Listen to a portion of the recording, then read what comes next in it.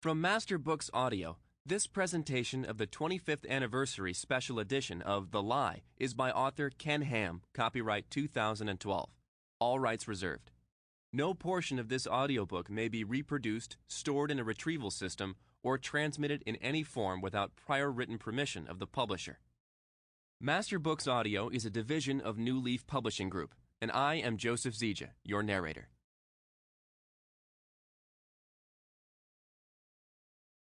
Forward.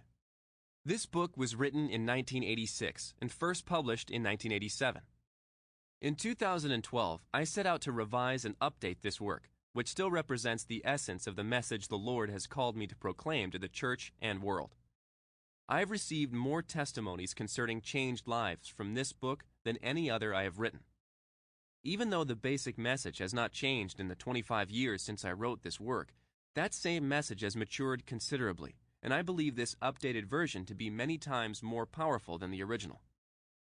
The late Luther D. Sunderland wrote the original foreword. Since the basic message of the book has remained the same, I want this original foreword to remain also, as a tribute to the creation ministry of Luther Sunderland. Ken Ham. Perhaps you have not been notably successful in winning friends and acquaintances to the life-changing belief in God and His Son, Jesus Christ. You might have wondered why the Christian church in general seems to be losing ground in its battle with the evils of the secular world. Not only does this book identify the reason for such problems, but it also offers an effective solution.